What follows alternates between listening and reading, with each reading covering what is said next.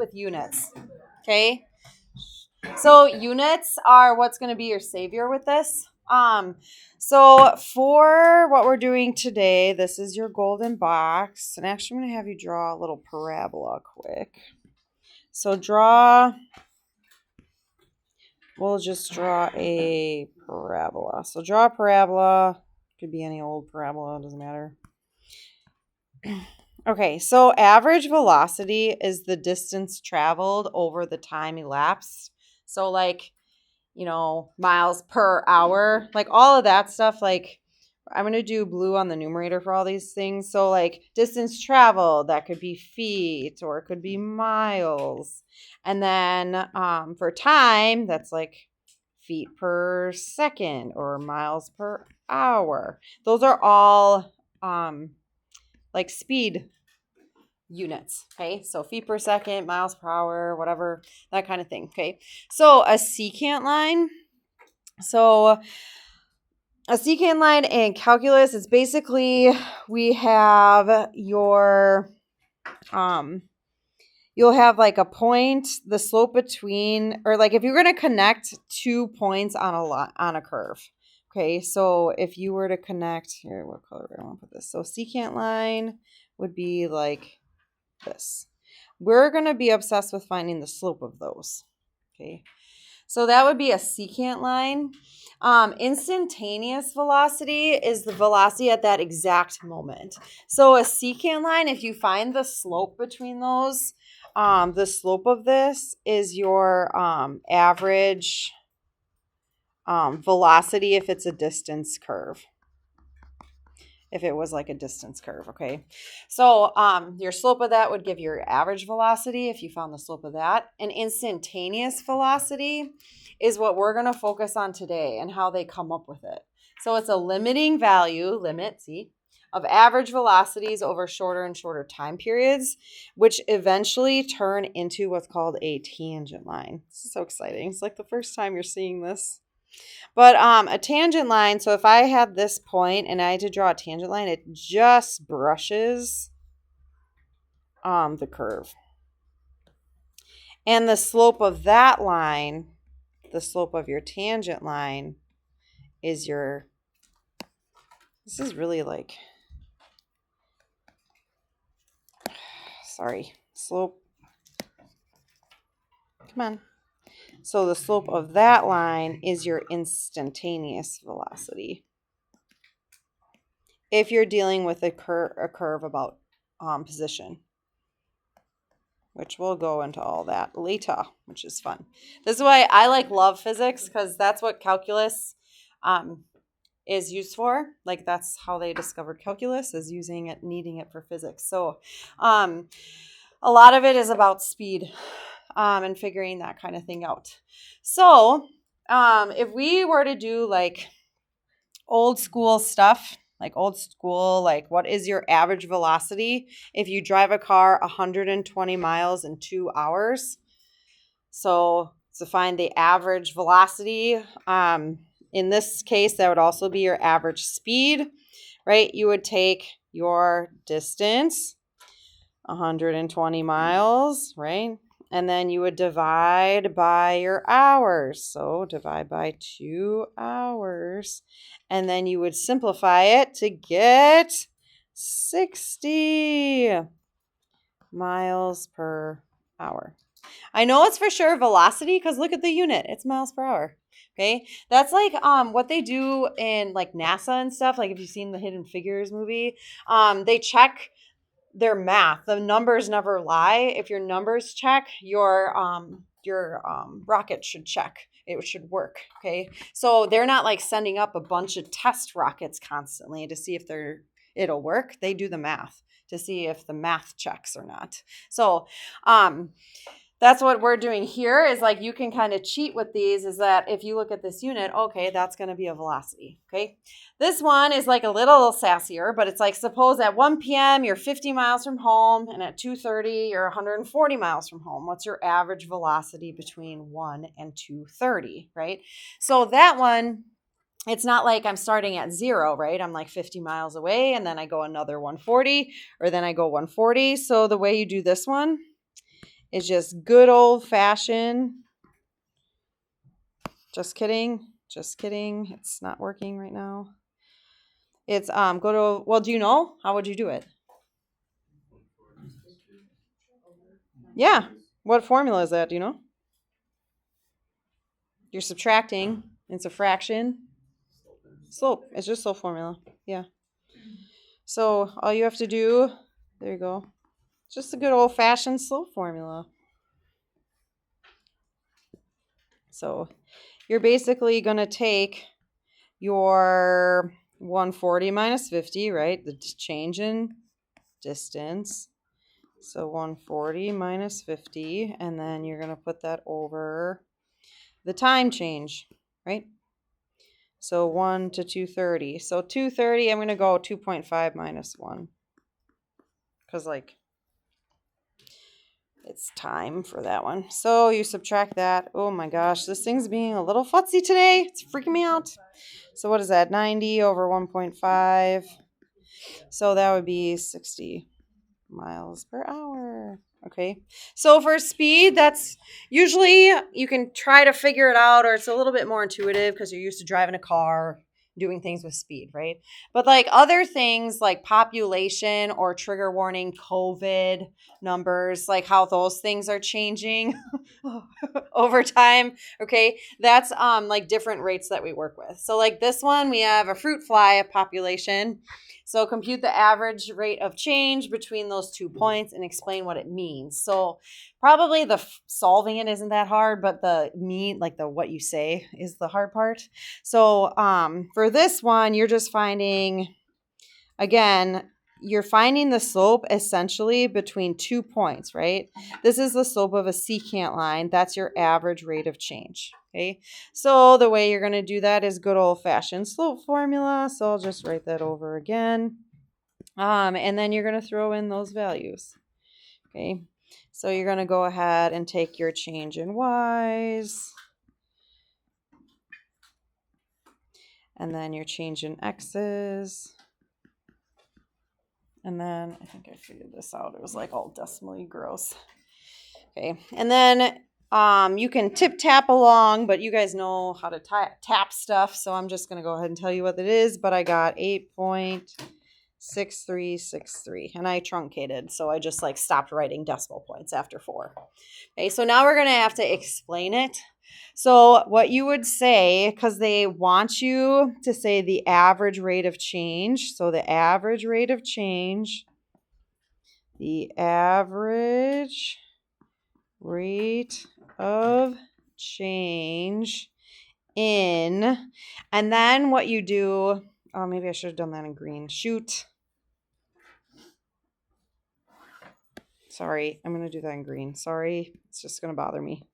Okay, the average rate of change, the average rate of change in, and then you have to talk about like the y's and the x's.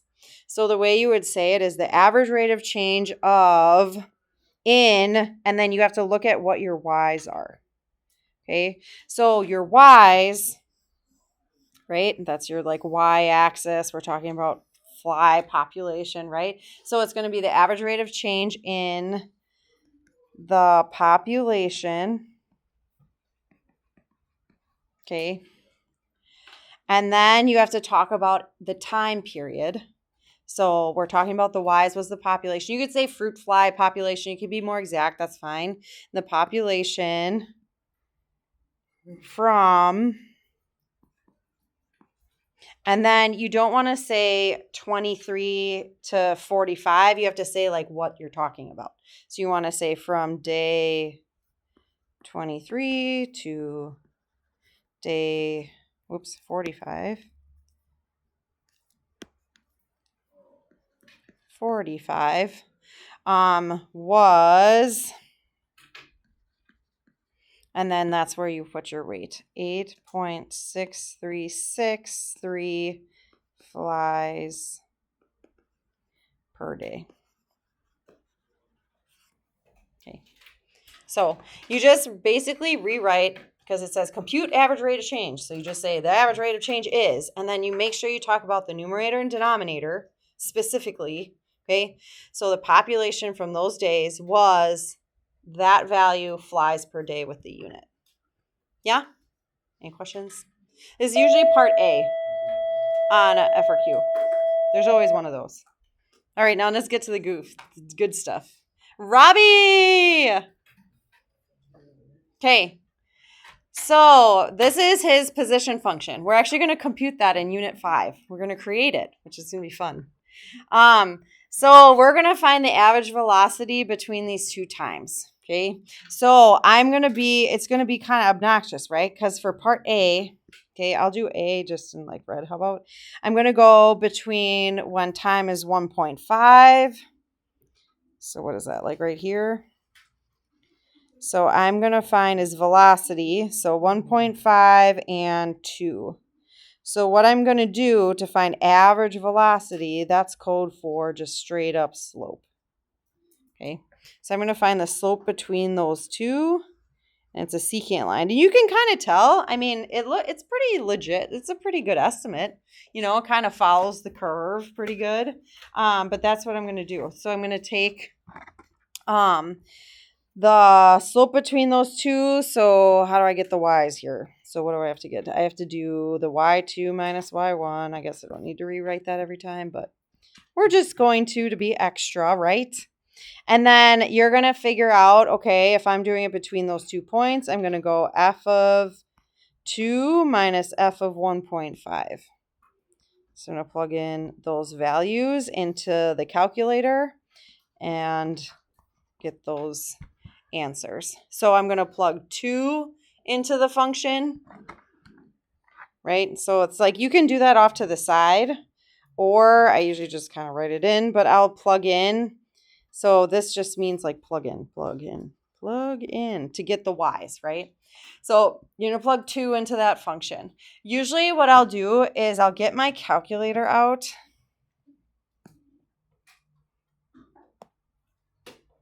Get my calculator out.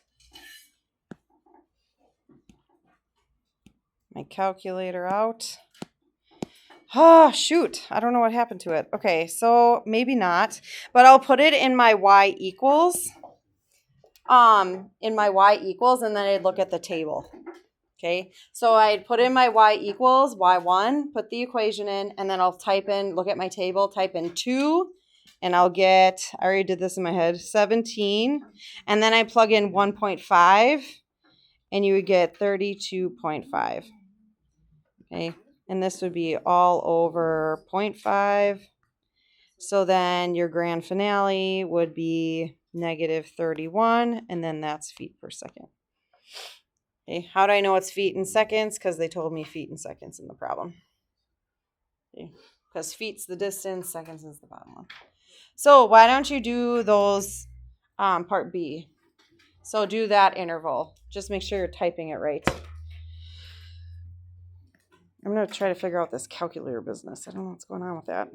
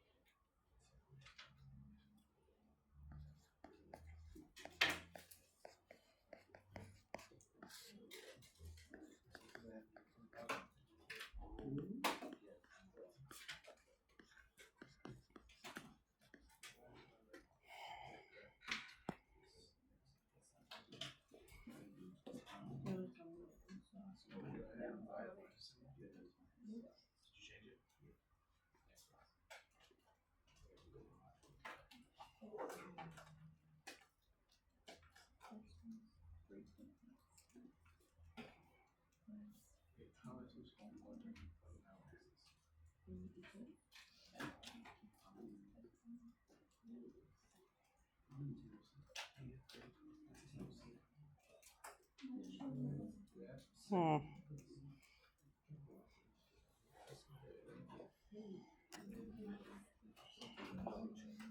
you guys get it? Yep, that's right. Have Jacob, everyone look at yours. New pod. Did anyone get it yet? Did you guys get it yet? Who got it yet? Did you get it? Yeah. Close. Yeah.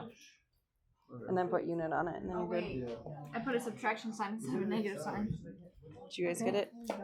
Negative 44.6. Yep. Yes. And then unit, and then you're good. Yeah, I was for a second. Bless you.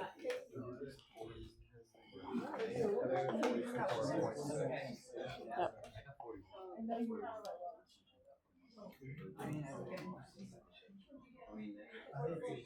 Okay. So you should have got negative 44.6 feet per second. Here's the thing. On the FRQ, I think this was on AP Pre-Calc too.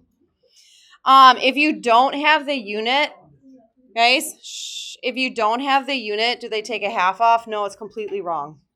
Even if you have the right answer. If you don't have the unit, they mark it off. Okay? So make sure that you have feet per second. Okay? All right. So this is the juice here. Okay? What we're going to try to do is figure out Robbie's instantaneous velocity. Okay? So if you go back to an instantaneous velocity here, okay? Instantaneous velocity is determined by a tangent line. Okay? You have to find the slope of a tangent line. But when you do slope, you know how you do the y2 minus y1. That's what we've been doing. x2 minus x1. You need 2 points. How the heck am I supposed to find slope if I've got 1 point? Right? That's what you're going to do. And that is calculus. So cool. Okay? So excited. So this is what we're going to do. We're going to try to predict the instantaneous velocity. Okay? Exactly. All right. So what we've been doing is average, right? This last one was pretty good, you know, or that part A when I drew it, that like looked pretty nice, like kind of followed the curve. It was legit, not legit enough. That's janky, okay? So here's the plan. Robbie landed not at 2 seconds, 2.05 seconds, okay? That's when he landed. So where did he land? He landed at 2.05 seconds right there. Okay. So what I'm going to do is I need to figure out how fast was he going right at that moment. Okay. So this is going to be the plan. What you're going to do is you're going to find average velocities that are where your points are super, super close to it. So like this time interval, 2.05, that's when he landed. Okay. And notice I'm doing 2.3. I'm going to find the slope between time 2.3, time 2.1, 2.06, 2.051. And we're going to try to predict his instantaneous velocity. Okay. So for this first one, okay, I'm going to use 2.3 and 2.05 is when he landed. So I'm going to find the slope between two, like right where he landed. Oh, come on. It's not going to work again. Hold on.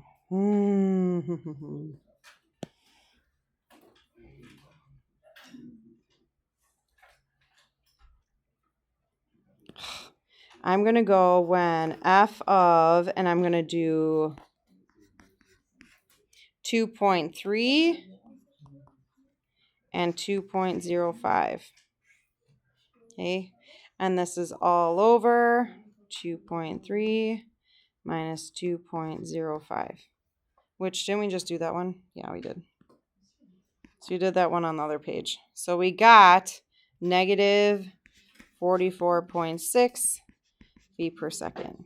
Okay, so we basically found the slope of the tangent line from when he landed, right? When he landed to just a tad over. We found the slope between those two lines.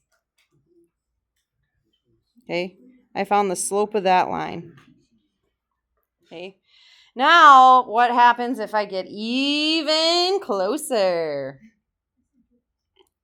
Okay, so if I plug in I'm still doing it between the moneymaker point. Okay, that's this guy, right? That one's not going to change. I'm going to do 2.05 and 2.1, and I'm going to figure out that slope. So pretty close. Pretty close. Okay. When I did it, I got 12.94 minus 15.015, and I got negative 41.4 feet per second. So I found that one. Now I found the slope between 2 points even closer together. Like my two little dots would be basically right next to each other, right? Now even with 206, right? So if I pick a point that's even closer together, okay, I'm going to do the limit between, or not the limit, sorry, the slope between 2.06 and 2.05, and I'm going to find the slope between it.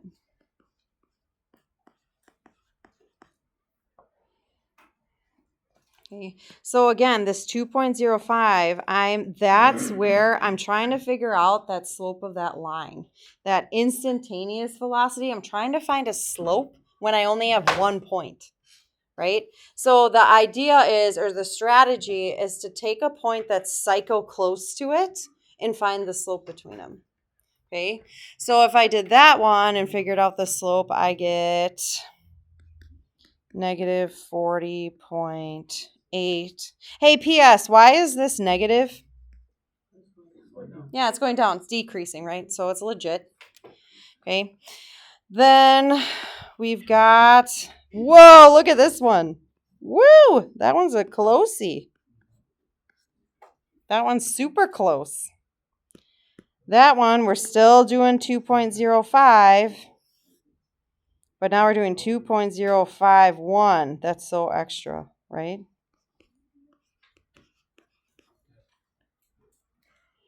And then we're just tippity tapping, and you get, actually it was exactly negative 41 feet per second. You guys know how to tip tap. You've already been doing it a while.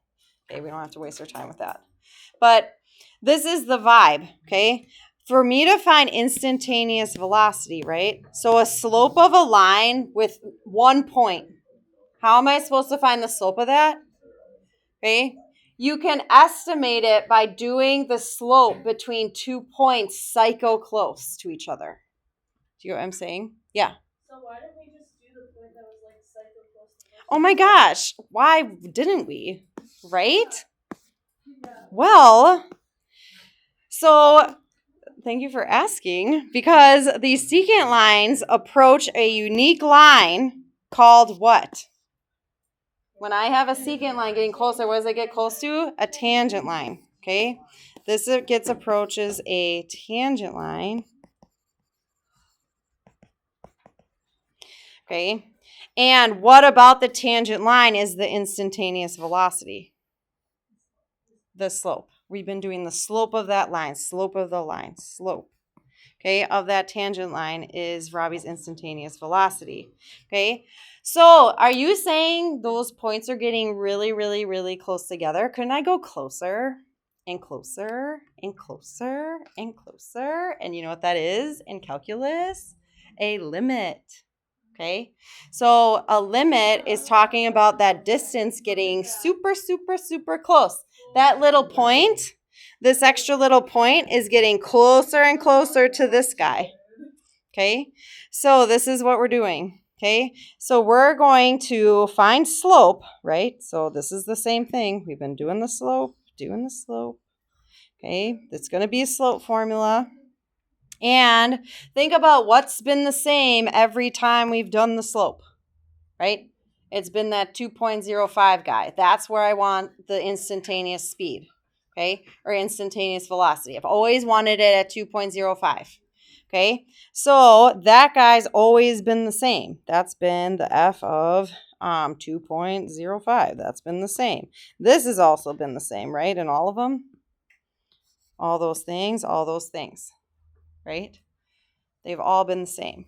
So it's also a slope formula. So Oop, that was supposed to be in red. Okay. Now we have to figure out how we're going to write this other thing. Because the other point is what was changing. That was the one that was being annoying, getting closer and closer to 2.05. That's what always has been changing. That's my variable. That's going to be my f of x. That's what's been changing every time. The 2.05 is where I want my instantaneous velocity. The other one is just that point and getting close. Okay. The x also varied. That was my varied. That's what varied every single time. Okay. And what happened, and this is the juice, is that we got that point getting closer and closer. That x value got closer and closer to what number? Nope. What x? 2.05. Okay. So what we were doing as we were filling out this table is that this ordered pair kept getting cycle close to 2.05. I got a better approximation for the slope of the line. So a slope of a tangent line is expressed as a limit. Okay. That's one of the definitions anyway. Okay. So that's the slope of the tangent line. This is the juice of today, is understanding this concept, is that as an ordered pair gets closer to where you want your tangent line, you're going to get a better approximation for the slope.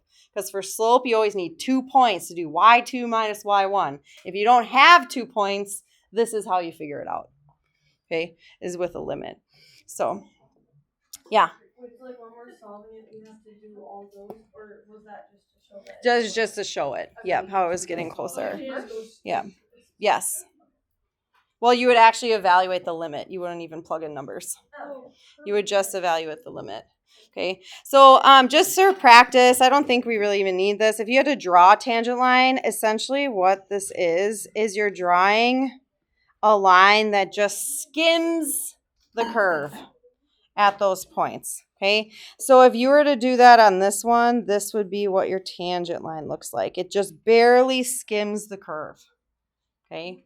It touches the curve in one spot. That one, it doesn't look like it does, but it does. Same here. Okay. So tangent lines are the juice of calculus because they're expressed as a limit, and you use this idea of using those 2 points really close to each other, trying to find the slope of the line. So, okay, that is it. So, okay.